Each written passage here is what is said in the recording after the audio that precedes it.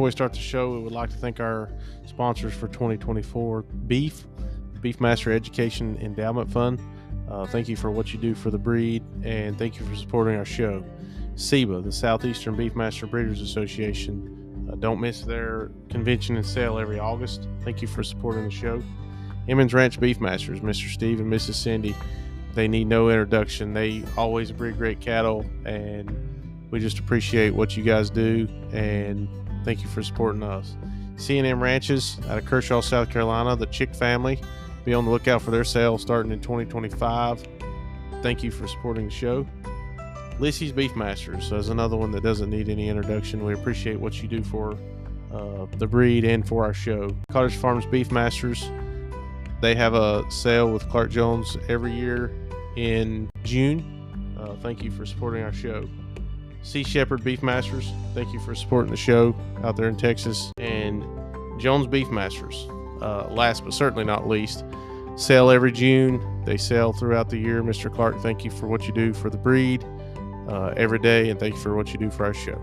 JCS Beefmasters, Jared and Kelly Strickland out of Savannah, Tennessee, always raising great stock. Thank you for what you do for the show, and be on the lookout for their cattle and coming sales this year. Lastly, G&M Cattle Company out of Taylorsville, North Carolina, family owned and operated, will be in multiple sales this year as well. Thank you to all of our sponsors. We couldn't do it without you.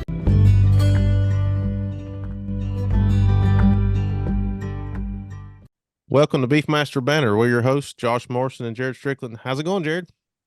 It's going good. Getting ready for this cold weather coming in. Yeah, I think we'll get it. Looks coming west to east, so we'll get it last. But we're still trying to wring everything out. We got one more rainstorm on Tuesday, and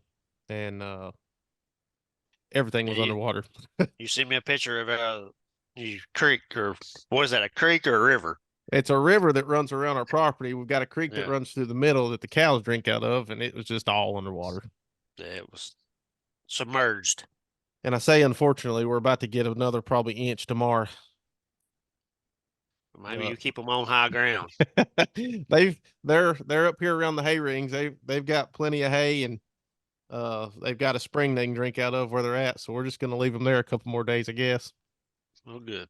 But tonight we've got Dr. Lance Bauer and Dr. Joe Mask coming to us from BBU. How you guys doing?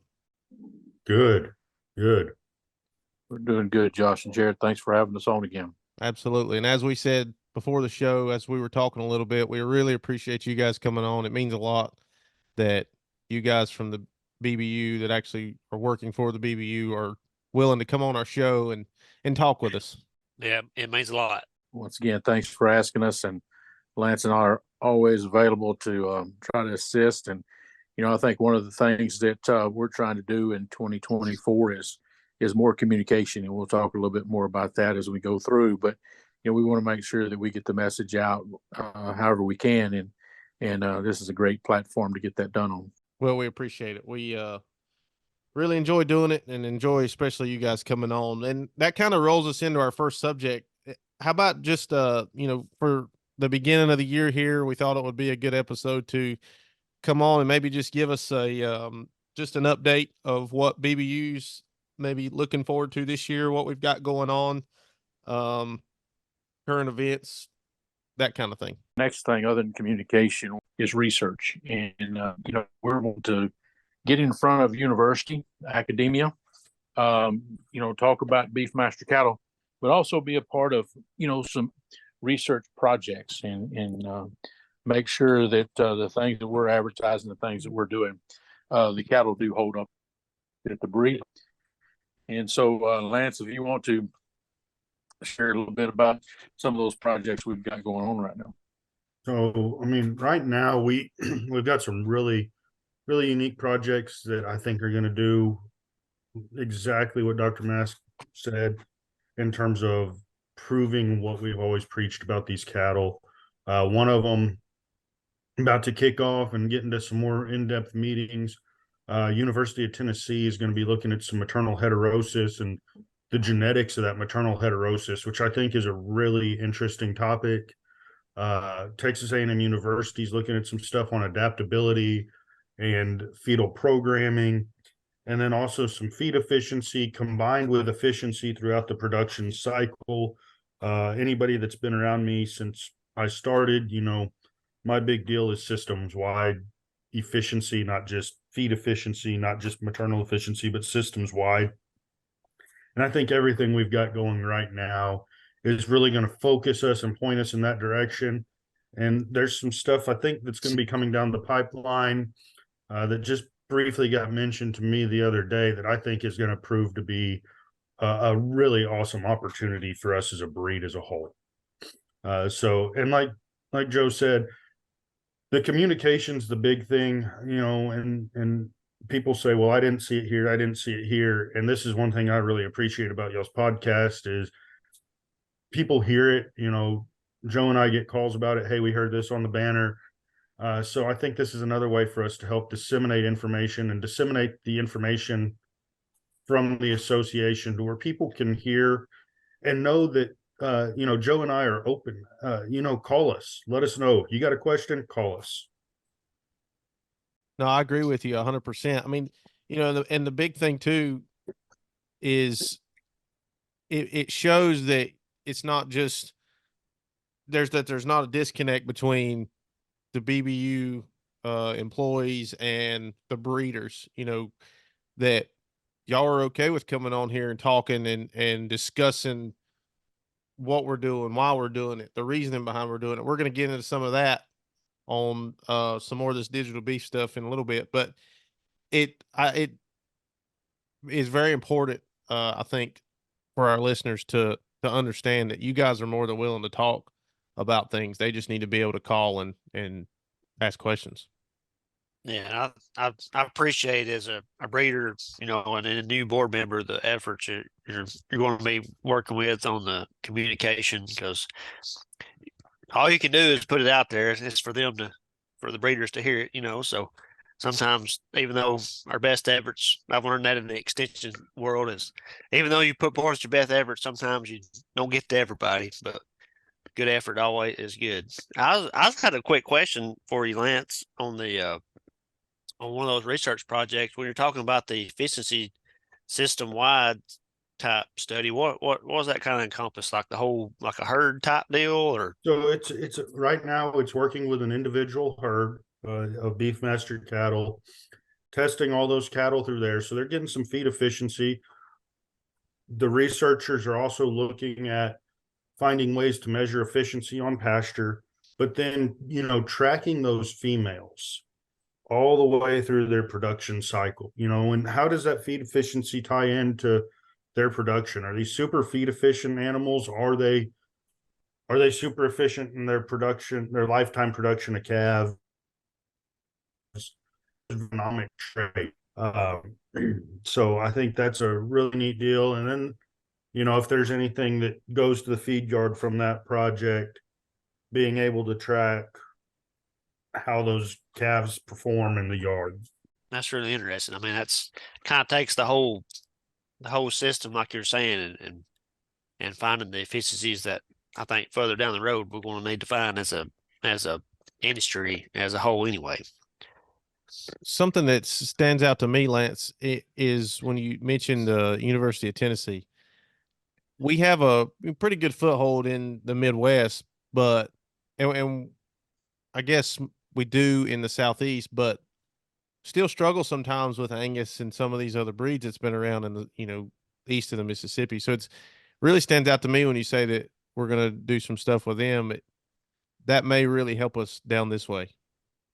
Well, and I'll just, I'll be blunt with you. I mean, University of Tennessee was pretty vital in terms of some of these programs that have pushed some of these other breeds of cattle. I mean, just as Texas A&M is throughout Texas, Tennessee's got a pretty strong foothold in that area, and I mean, great university to work with. But I like you said, I think it's going to give us an opportunity in an area. And I mean, I'm not going to lie, I love Texas A&M. My degrees are from Texas A&M, but I think the more we can get out and work with everybody out there that we have the potential to, the better off we're going to be. Exactly. I think that's a good way of looking at it. So, in talking about new things happening this year and what we're looking forward to, obviously, Digital Beef has rolled out. And Jared and I, on the very first episode this year, we kind of did a quick, I'm not going to call it a deep dive, but we did a quick dive in the system just of what him and I have looked at it and tried to talk through some things. And that way, if people are struggling, because you always see on these Facebook forums and things like that where people are struggling, what they're doing. And it seemed like change, nobody ever likes change, right? I mean, let's just face it, we're humans. But I love the system. Uh, Jared mentioned he loved the system too. And there's always going to be a few things that's got to be tweaked here and there. But all in all, it seems like a good system. You know, what brought us here? I've seen some questions, and we're trying to cover more hot topics this year, is what we call them. What brought us to Digital Beef from where we were or other ways we could have went? So Jared and Josh, one of the things, and I'll let Lance chime in too, but one of the things when I started with BBU, the current system that we had at that time, it was hard to get out information. It was hard to get reports. It was a little more difficult sometimes working with the programmers because they were out of the country, and that. And I had a relationship with Digital Beef and with Dr. Joe Massey and Jim Bulger there. And so we started looking at alternative models to use as data entry systems and data registry. The board voted last February during our Houston meeting. We showed some of the I guess we kind of give a demo of what the system looked like, what we could do, what we could expect on as far as reporting out to not only our stakeholders, in the industry, but our members. And so the board voted at that time to go with Digital Beef. It is a 6 to 8 month process to build the system. There's now 3 American breeds, Bos Indicus breeds that use Digital Beef, as well as quite a few Bos Taurus, horse, and swine registries that use the system. And I think, the transition period, as I said, has been right at a year. But what we did is we started beta testing this system in September. So it was ready to go. We started beta testing it, trying to get as many flaws out of it as we could. And I'll be the first to tell you, you're never going to have a system roll out that's going to be perfect. But the good thing about it is the programmers are in San Antonio. The company's in San Antonio. We have a direct line to the programmer. And when we found problems with it so far, the first 2 weeks of implementation, the longest we've waited to have something fixed was 1 hour. Most everything is 30 seconds to 5 minutes. It might just be a little glitch or something going on. But for the most part, we've had limited problems with the implementation. But really, I think what brought us to the system was the capability of the ease on the staff to implement and to input registration, transfers, ultrasound data, and other things that we have to input on a daily basis. But then the ease on the members. And Josh, I think you made a good point, is that change is never easy. We all have different abilities when it comes to computers. And I'll be the first one to tell you that I am not that computer savvy. I can run one. I can get through it. But there's things that I have to do on a computer. Sometimes I still have to ask questions about. But I really think overall, it's a good system. And I think we get through the first 6 months of it. I think most of the membership will say, hey, I'm sure glad we moved to this. Well, something that I've noticed already, and I've not been able to get in there. I've not really had the time to just sit down and get in there and look at everything in depth because there's so much stuff. is one thing I can already tell though is a few things that I've went in and done. I mean, I would have had to call the BBU office for all of them, and now I can go in and change that. And I like what you said as far as taking some of the load off of the BBU employees, where they can do more of the stuff that they, I guess, need to be doing on a daily basis versus fixing mess ups or trying to transfer certs or something like that. Whereas you can go in and do all this now. And Jared made a good point in our first episode. You went from a very simple system to a very complex system, but it's just going to make it easier on everybody once they learn the system. Yeah, and you know, one of the things that I'd heard when I first started is, you know, we want to pay online. We want to be able to pay online. And you know, that gives you the opportunity to do that. We're not waiting. And yes, one of those hot button topics that you kind of probably talked about, maybe or maybe not, is the increase of the 3% credit card fee, $1 or 3%.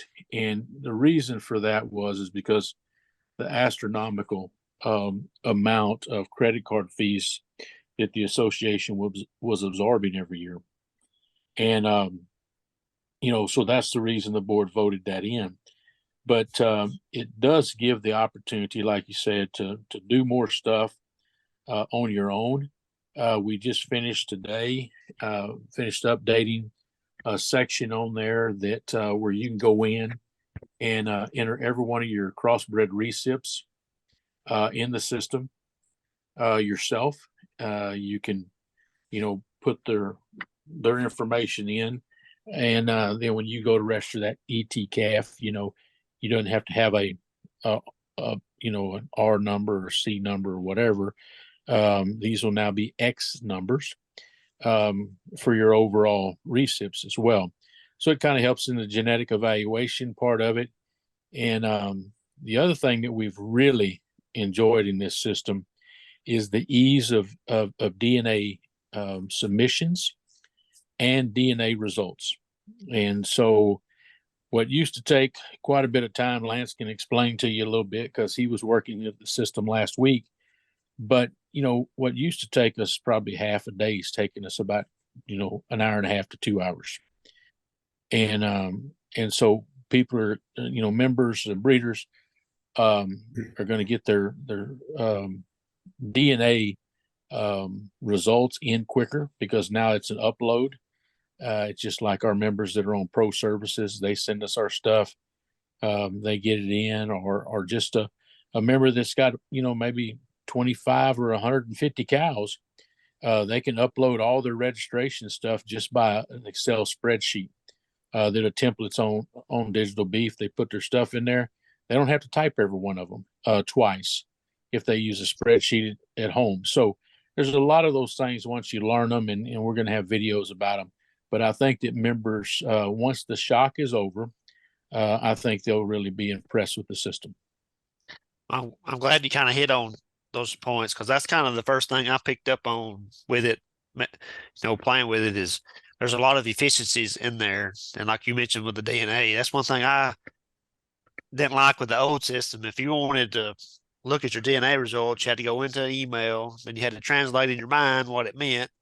And then if you wanted to go look at an individual animal, you had to look them up or dig around. And now it's all on the results are all on one page, you know. So there's just a lot of efficiencies in that system that's going to, in the long term, everybody's going to enjoy. And one thing I want to mention just real quick is for the payment. I've seen some stuff floating around that people were not happy with that 3%. And obviously I feel sure y'all have heard about it, but I think it's important to say you can still mail a check if you want to, correct? Exactly. And we're also working to try to be able to get something together with our companies so we can accept online check payments, the ACH payments. So that's something we're looking into as well. And hopefully, you know, have some answers, you know, quickly on that. But don't ever think that they can't put that check in the mail and mail it to us. We understand that some people want to do that, which is fine. And we're never going to say you've got to pay with a credit card. Yes, it's a quicker payment option. We understand that. But we're open to anything. And like I said, hopefully if we figure out something on this ACH deal, that's even going to make it a little easier for our members as well. Yeah, and I'm just going to be blunt about it. Everywhere you go, I don't care. I don't care where you go. If you use a card in 2024 or if you did in 2023, you are getting charged a credit card fee from the credit card company. I just hate to tell everybody right now. You're paying for it whether they acknowledge that it's a 3% fee or not. I would tell you, we've got a little local place here close to where I live. And it's the first place I've ever been at. They're charging for water now.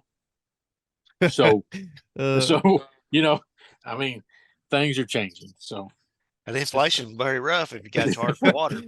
Yeah.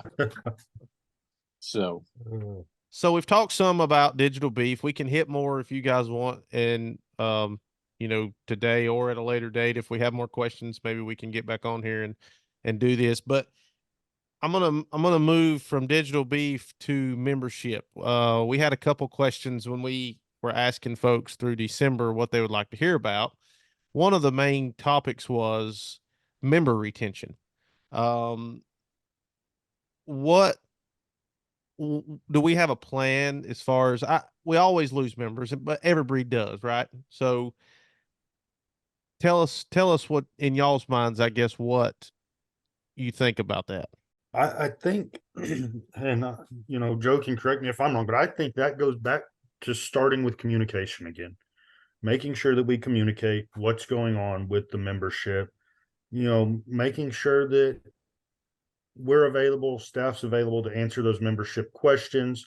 I think that's the start of retaining membership. I think, and then it goes into some other stuff, that I think will come up later in the podcast in terms of how do we keep those members involved.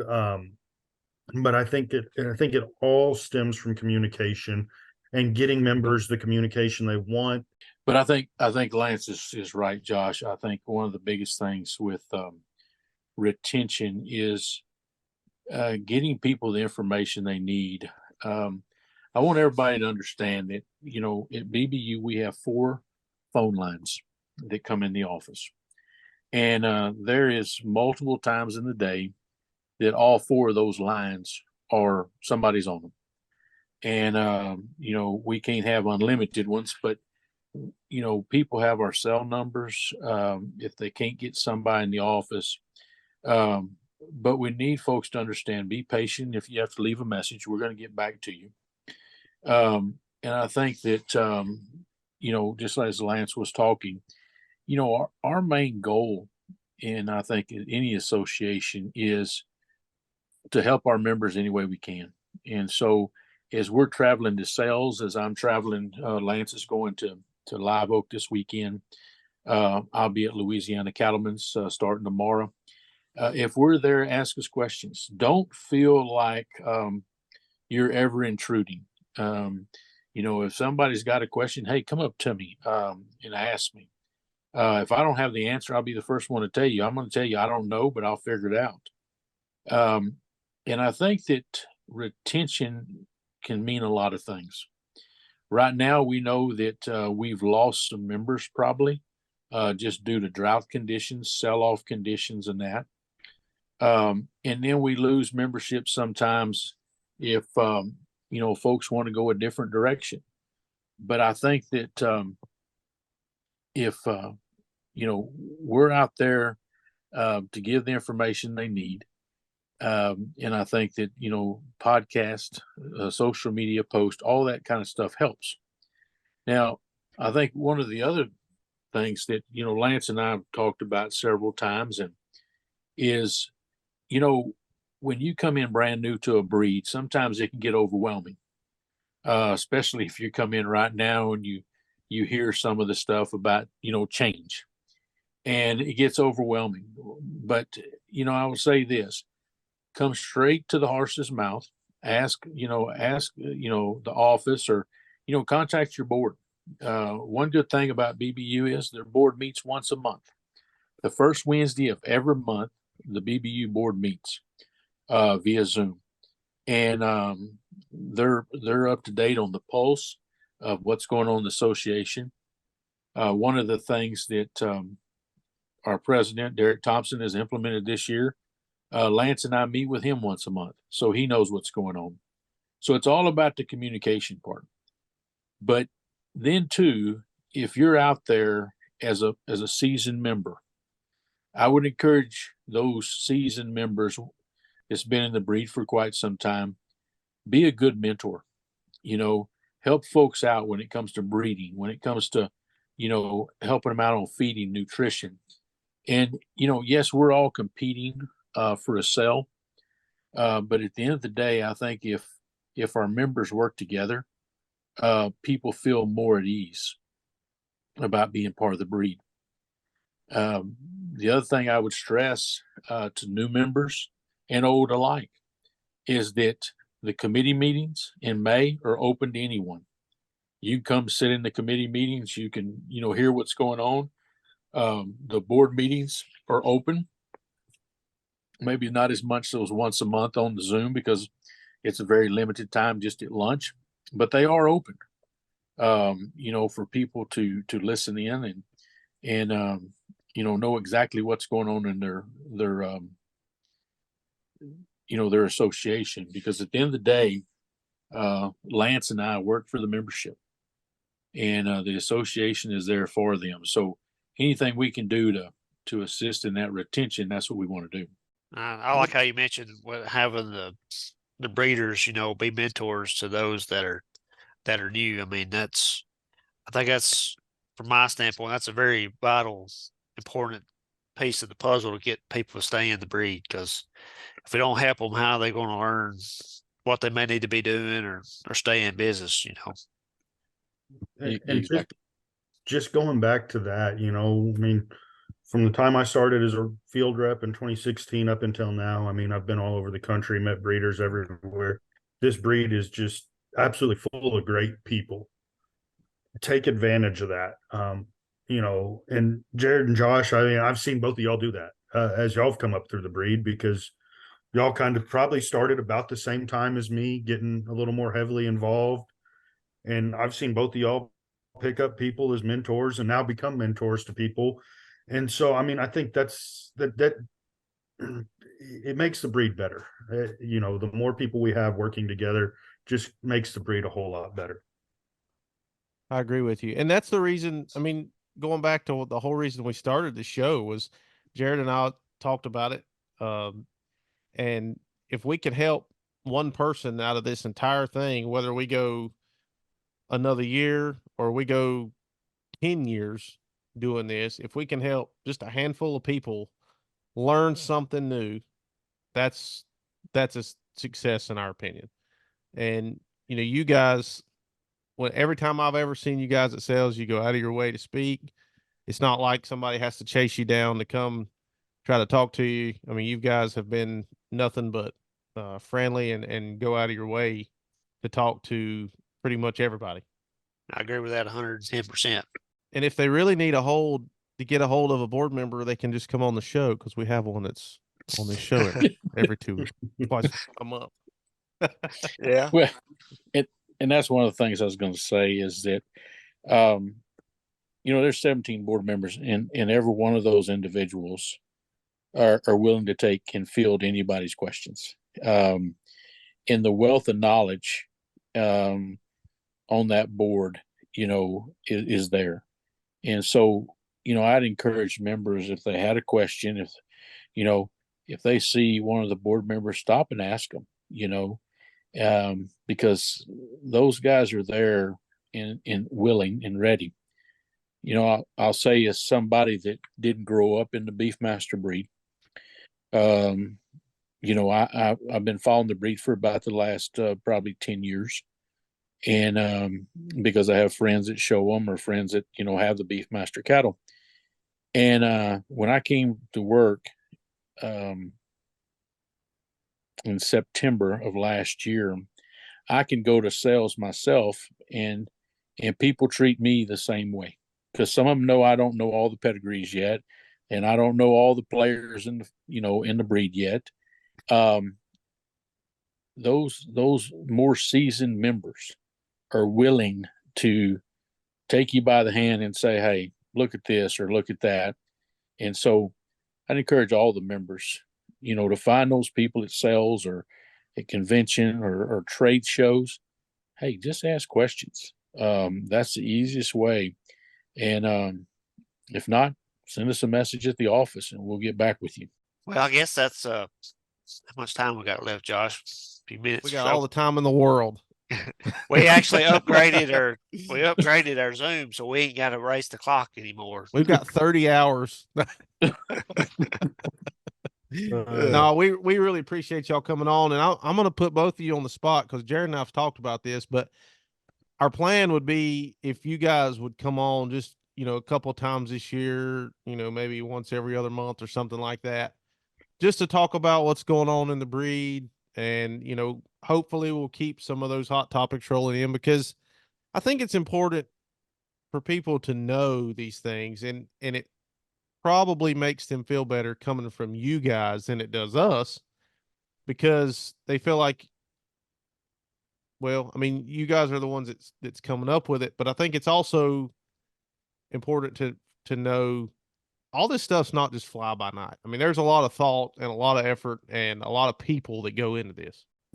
I think this is something Joe and I've talked about multiple times, in prepping, from the end of last quarter last year up until, these last couple of weeks, we've had a lot of conversations, and it goes back to communication again. But it's something we've talked about, is talking to you and Josh about getting on a little bit more, and being able to disseminate information this way as well. So I'm 100% for it. That'd be awesome. Yeah, it is kind of ironic that Josh, you asked that, and Jared, and because this is something that Lance is true. It's been since about November. It's been like, hey, maybe we can talk them into letting us come on more, and kind of steal a little bit of time from them, because that is important for us to get the information out. Yes, you've got a qualified person on here as a board member. He knows he's got his finger on the pulse of it now. But there's things that that come up or whatever. And one thing that you said, Josh, and is really true, none of this stuff is just thought and pulled out of the air. We look at it, we try to figure out, what's the best for the breed. And as we said early on, change is hard for some people. And we're trying not to change everything all at one time. It does kind of seem that way since we moved in office last year. We got a new registry system this year. But I don't think we've got anything in the works for the beginning of 2025 yet. That's going to be major. But nothing yet. But I think y'all might have talked about this, but even some stuff maybe with Lance, kind of talking about the new DNA rule for AI calves that's coming into effect July the 1st. It was voted on, and some of that stuff to get people prepared and that. But yeah, we're here for you guys. We're here for the membership, and anything we can do, like Lance said, disseminate information. Jared, I learned a long time ago when I first started in extension that you're not going to reach everybody, and not everybody's going to get it. But right now we've got, I'm just thinking here, we've got a podcast that's phenomenal that we get to work with. We got social media, we've got e-blast, we've got newsletters, we've got word of mouth. And so we're going to try every way we can to make sure that the membership has a way to get the information they need in 2024. Absolutely. We'll definitely be happy to help y'all do that any way possible.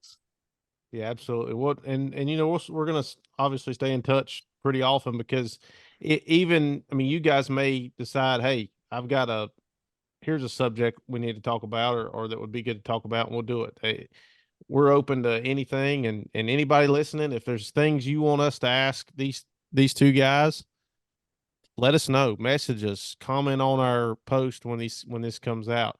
I mean, that's the only way we know what you guys want to listen to as well. I mean, we come up with subjects that we like to hear, but don't be afraid.